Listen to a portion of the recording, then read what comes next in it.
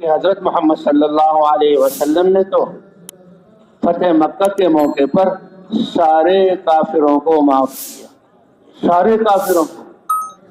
کیا کیا تکلیفیں دی ان لوگوں نے حضور صلی اللہ علیہ وسلم کو، آپ کو بھی ستایا اور آپ کے صحابہ کو بھی ستایا، آپ کے گھر والوں کو بھی ستایا۔ حضرت زینب رضی اللہ تعالیٰ عنہ جو آپ کی صاحبزادی تھیں، جب ان کے دیور ان کو ہجرت کے لیے لے کر نکلے دن میں، تو مکے میں شور مچ گیا کہ یہ کیسے محمد صلی اللہ علیہ وسلم کی بیٹی جو ہے دن کی روشنی میں دن دہاڑے ہجرت کر کے جائے۔ پیچھے آ گئے اور ان کو گھیر لیا، اور ایک شخص نے ان کی اونٹنی کو چوکا لگایا، وہ اونٹنی پر سے گری ایک عورت ذات، اور پھر عورت بھی کون سی ہے؟ حضرت محمد صلی اللہ علیہ وسلم کی صاحبزادی، اور حمل سے تھی، حمل گرا اور خون جاری ہوا اور زخمی ہو گئی، اور کہا ہم نہیں جانے دیں گے۔ اس وقت ان کو لایا گیا، اور پھر بعد میں انہوں نے رات کے وقت ہجرت کی۔ حضور صلی اللہ علیہ وسلم ان کو دیکھے میری بیٹی جو میرے لیے میری وجہ سے، میرے دین کی محنت کی وجہ سے، دین کی وجہ سے ستائی گئی، اور کہا ان کا انتقال بھی اسی زخمی کی وجہ سے ہوا۔ جب آپ نے کلمے کی دعوت دی تو آپ کی دو بیٹیاں، ان کا عقد، ان کا منگنی، ابو لہب جو چچا لگتا تھا رشتے میں، اس کے دو بیٹوں کے ساتھ میں۔ لیکن سب سے پہلے جو مخالفت کی، حضور صلی اللہ علیہ وسلم نے سارے قبائل کو جمع کیا اور ان میں اپنے آپ کو اجاگر کیا کہ تم نے مجھے کیسا پایا کہ آپ جیسا سچا اور امانت دار تو کوئی دیکھا ہی نہیں، آپ کی زبان سے کبھی خلاف واقع بات نہیں ہوئی۔ کہ اگر میں تمہیں یہ بتاؤں کہ میں صفا پہاڑ پر کھڑا ہوا ہوں، پیچھے سے کوئی لشکر تمہارے مکے پر حملہ کرنے والا ہے، میری بات کو مان لو گے کہ کیوں نہیں مانیں گے؟ کہ کبھی خلاف واقع بات اس منہ سے ہوئی نہیں۔ تو فرمایا کہ سن لو، اللہ نے مجھے اپنا رسول بنا کر بھیجا ہے اور اپنے عذاب سے ڈرانے والا بنا کر بھیجا ہے، اور وحدانیت کا کلمہ لا الہ الا اللہ دیا ہے، میں تمہیں لا الہ الا اللہ کی طرف بلاتا ہوں۔ کتنی بڑی دولت تھی، کتنا بڑا علم تھا، اور اس لا الہ الا اللہ اللہ کے ساتھ عہد میں کتنی دنیا کی اور آخرت کی کامیابی تھی۔ اور یہ اپنی قوم ہے، رشتہ دار ہیں، چچا ہیں، سگے چچا ہیں، اپنی قوم ہے، قریش ہے۔ آدمی کو اپنے یا قوم سے کتنی طرح، ہاں دنیا کے بارے میں وہ جو ہے آپ کا قبیلہ آپ کی مدد کرتا تھا، لیکن اللہ کی ذات پر ایمان اور دین یہ ایک ایسی بات ہے عقل کے خلاف اور معاشرے کے خلاف اور دنیاوی باطل خداؤں کے خلاف کہ ان کی سمجھ میں یہ بات نہ آتی۔ سب سے پہلے ابو لہب نے مخالفت کی، اور اس کی بیوی، اس کا نام ام جمیل، وہ جو لکڑیوں کا گٹھر لا رہی تھی کانٹوں کا کہ حضور کے راستے میں بچھائیں، وہی اس کے گلے میں اس کی رسی پھنسی اور اللہ نے اس کو ہلاک کیا۔ وَامْرَأَتُهُ حَمَّالَةَ الْحَطَبِ، قرآن میں اللہ نے ذکر کیا۔ اللہ کو کتنا غصہ آیا کہ ابو لہب نے میرے حبیب کے بارے میں جو میرا پیغام لے کر آیا اور میرے اتارے ہوئے دین کو سکھلانے کے لیے آیا، اور ابو لہب نے کیا کہا؟ تبت یدا ابی لہب، ابو لہب کے ہاتھ ٹوٹ گئے اور وہ نامراد اور ناکام ہو گیا۔ مالدار تھا، مال نے کوئی فائدہ نہیں دیا، عربوں میں قریش میں سے تھا اور حضور کا رشتہ دار، کوئی فائدہ نہیں دیا۔ اور اس کی بیوی بھی جو لکڑیوں کا گٹھڑ اٹھائے ہوئے تھی، اسی کی رسی اس کے گلے میں پڑی، فی جیدہا حبل من مسد۔ تو ان دونوں نے اپنے بیٹوں سے کہا، بیٹیاں حضور صلی اللہ علیہ وسلم کی، انسان، عام انسان، اس کی بیٹیاں، اس کی عزت ہوتی ہے، اور ان کی منگنی ہو چکی ہے۔ دونوں نے آ کر حضور صلی اللہ علیہ وسلم کی شان میں گستاخی کی اور جو ہے طلاق دے دی۔ اور یہ سب کس وجہ سے؟ کہ امت تک دین پہنچ جائے، امت کامیاب ہو جائے۔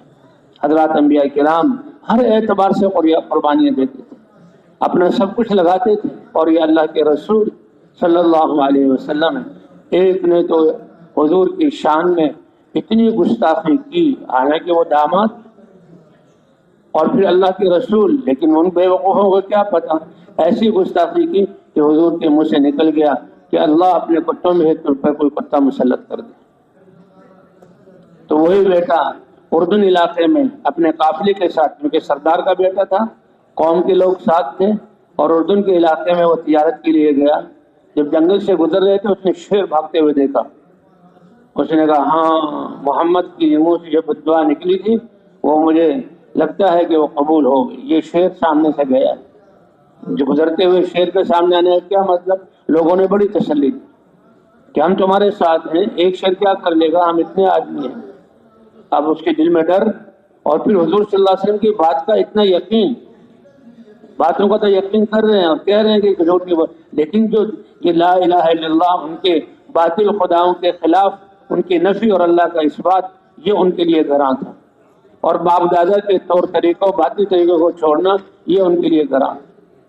تو وہ پریشان چیخے مار رہا ہے، تو قافلے نے کیا کیا؟ گھبرائے نہیں، سارا سامان ایک ڈھیر کی شکل میں جمع کیا اور بالکل اس کے اوپر بیچ میں اس کے لیے ایک جگہ بنائی کہ تم یہاں سو جاؤ، اور سارے قافلے والے چاروں طرف سو گئے کہ شیر کیسے یہاں تک پہنچ سکتا۔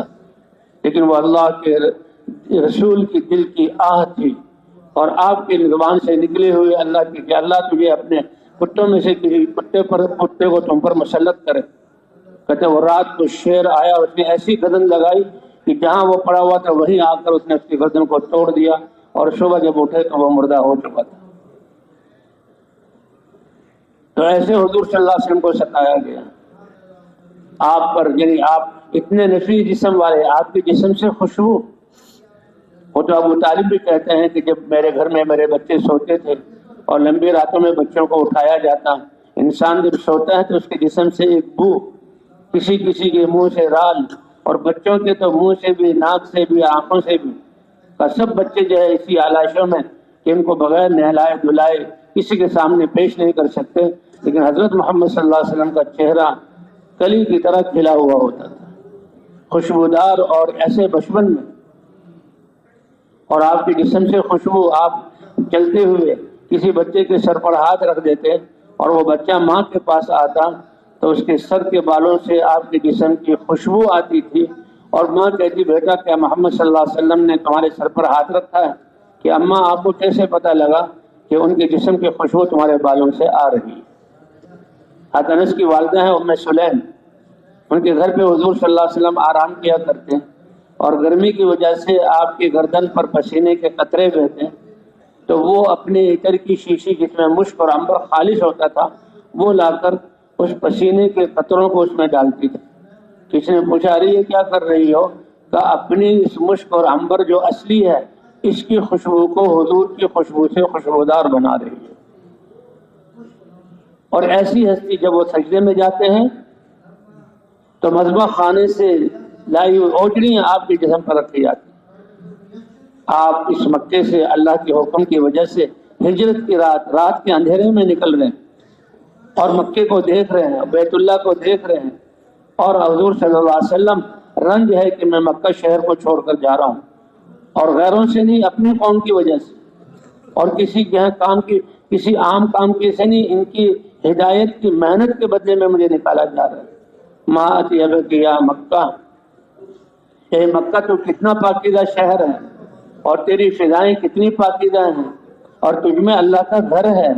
میرا بچپن تیری گلیوں میں گزرا، میری نوجوانی تیری جو ہے ان پہاڑوں کے بیچ میں گزری، اور اب مجھے اللہ کے دین کے لیے، اللہ کے دین کی حفاظت اور اللہ کا امر اتنا اونچا کہ سید الانبیاء اور حبیب اللہ حضرت محمد صلی اللہ علیہ وسلم اپنی جائے پیدائش اور مکے جیسے شہر کو چھوڑ کر جا رہے۔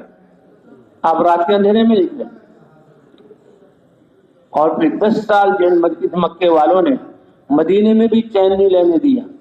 غزوہ بدر میں مدینے کی اینٹ سے اینٹ اٹھانے کے لیے آئے، اور خوشیوں میں شرابوں کے مٹکے اور جناب ناچنے گانے والیاں اور ڈھول دھماکہ لے کر آئے کہ ہم خوشیاں منائیں گے۔ معاملہ تو اللہ کے ہاتھ میں ہے۔ غزوہ بدر میں ایسی شکست فاش ہوئی کہ عتبہ شیبہ اور کیسے بڑے بڑے کفار 70 سردار جو ہے وہاں پر قتل ہوئے، اور 70 کو قید کر لیا گیا۔ تو بدر میں آئے، پھر احد میں آئے، کتنی دفعہ جنگ، غزوہ احزاب میں سب کو لے کر آئے، اور صلح حدیبیہ میں انہی لوگوں نے حضور صلی اللہ علیہ وسلم کو طواف نہیں کرنے دیا۔ آپ نے جہیزان، وہ جو ذوالحلیفہ مسجد ہے وہاں سے احرام باندھا، اور احرام باندھ کر درخت کے نیچے سواری پر سوار ہوئے، اور مدینہ 400 کلومیٹر اونٹوں پر طے کیا فاصلہ، اور اس کی مشقت کو، اور 2 چادروں کے بیچ میں، اور 10 12 کلومیٹر جو ہے مکہ مکرمہ رہ گیا ہے، لیکن کفار نے کہا ہم آپ کو جانے نہیں دیں گے. لیکن اللہ کی مرضی بھی تھی، اے میرے نبی ان سے عہد نامہ کر لو اور جو یہ کہیں وہ مان لو. 3 ایلچی اور 3 قاصد آئے اور سب سے آخر میں سہیل آئے جو بعد میں صحابی بنے، اور انہوں نے عہد دیکھا کہ واپس جانا پڑے گا. جب واپس جانے کا حکم ہوا تو حضور تو حضرت عمر کہنے لگے اے وہ حضور کے پاس ہے کہ اللہ کے رسول کیا ہم طاقتور نہیں ہیں؟ کہاں ہیں؟ کیا ہم نے ان سے جنگیں نہیں جیتی؟ بالکل جیتی ہیں. کیا ہم احرام کی حالت میں نہیں ہیں؟ کہ بالکل احرام کی حالت میں ہے. پھر کیوں نیچے دب کر ان کی شرائط کو قبول کیا جا رہا ہے؟ اے عمر میں اللہ کا رسول ہوں، اللہ کا بندہ ہوں، اللہ کی یہی منشا ہے. اللہ کی اے اللہ کے رسول ہم کمزور نہیں ہیں. کیا ان کے مردے جہنم میں نہیں جائیں گے اور مسلمانوں کے ہمارے مردے جنت میں نہیں جائیں گے؟ بالکل ہوگا. حضرت عمر بڑے جوش میں تھے، بالکل پریشان. حضرت ابوبکر صدیق رضی اللہ تعالیٰ عنہ کے پاس ہے، اے ابوبکر یہ کیا ہو رہا ہے؟ حضرت ابوبکر نے وہی جواب دیا جو حضور نے دیا، اے عمر یہ اللہ کے رسول ہیں، یہ اللہ کا امر ہے. اور اتنی سخت شرائط لگائیں اور جو ہے حضور نے عہد نامہ لکھا اور پھر حکم دیا صحابہ کو کہ اپنے احرام کھول دو. اب اتنا لمبا سفر، اب صحابہ کرام یہ تو ان کے دلوں میں تو مدینہ مکے کی عظمت کفر کے زمانے میں تھی، اور آج تک احرام باندھ کر حضور کے صحابہ ہیں اور سامنے مکہ ہے، لیکن اللہ کے امر کے مقابلے میں اپنے جذبات کو قربان کرنا. تو حضور صلی اللہ علیہ وسلم نے جب احرام کھولا، صحابہ نے بھی کھولا. فتح مکہ کے موقع پر حضرت محمد صلی اللہ علیہ وسلم 10,000 کا لشکر لے کر آئے ہیں اور دن کی روشنی میں آئے. 10,000 کا لشکر لے کر آئے ہیں اور دن کی روشنی میں آئے. مکے والوں کو دن میں تارے نظر آ گئے اور سمجھ گئے کہ 13 سالہ مکے کی ساری جو ہم نے ظلم کیا اور حضور کو ستایا، صحابہ کو ستایا، اور یہ 6 سال 7 سال 8 سال جو ہے مکہ میں مدینہ میں ستایا، آج اس کا بدلہ لیا جائے گا. اور حضور صلی اللہ علیہ وسلم جب داخل ہوئے فرمایا کہ تمہارے ساتھ کیا معاملہ کروں؟ تو انہوں نے کہا آپ ہمارے کریم اور معاف کرنے والے بھائی ہیں اور کریم ہستی کے بیٹے ہیں، آپ ہمیں معاف کر دیجئے. آپ نے فرمایا میں وہی کہوں گا جو کریم ابن کریم یوسف علیہ السلام نے کہا تھا، لا تثریب علیکم اليوم، کہ تانے والی کوئی بات بھی نہیں ہوگی، اور سب کو معاف کر دیا، سب کو معاف کر دیا. کہتے ہیں اس اخلاق نے تو پھر کفر کی جہاں کمریں توڑ دی. اور پھر آپ کی طرف سے اعلان، جو اپنے گھر میں داخل ہو کر اپنے گھر کا دروازہ بند کر لے اس کو امن ہے، کچھ نہیں کہا جائے گا. جب وہ سفیان کے گھر میں داخل ہو جائے اس کو وہ امن میں ہے، اس کو کچھ نہیں کہا جائے گا. جو بیت اللہ کے جو ہے دروازے کو پکڑ لے اس کو کچھ نہیں کہا، عام معافی کا اعلان کر دیا. تو بھئی یہ ہے حضرات انبیاء کرام کے اخلاق، اور یہ ہے حضرت محمد صلی اللہ علیہ وسلم کی سیرت. اور کہتے ہیں اس کے بعد جو غزوہ حنین ہوا، غزوہ حنین میں پوری وادی جانوروں سے بھری ہوئی، پوری وادی اونٹوں سے، بھیڑ بکریوں سے، یہ پوری وادی بھری ہوئی. تو یہی مکے والے جنہوں نے اتنا ستایا تھا، غزوہ حنین کے موقع پر سارا مال مکے والوں کو، ایک ایک آدمی کو 100 اونٹ عطا کیے حضور صلی اللہ علیہ وسلم. ہزاروں اونٹنیاں وہ کیا بکریاں ان کو دی. مدینے والوں کے دل میں، نوجوان لوگ تھے ان کے دل میں یہ آ گیا کہ دیکھیں خون ہمارا بھی ہے اور لڑائیوں میں ہم کام آئے، اور جب غنیمت ملی تو مکے والوں کو دی جا رہی ہے. لیکن مدینے والوں کا جو نصرت کی تھی، انہوں نے جو حق ادا کیا تھا، حضور کے دل میں ان کی عظمت اور محبت.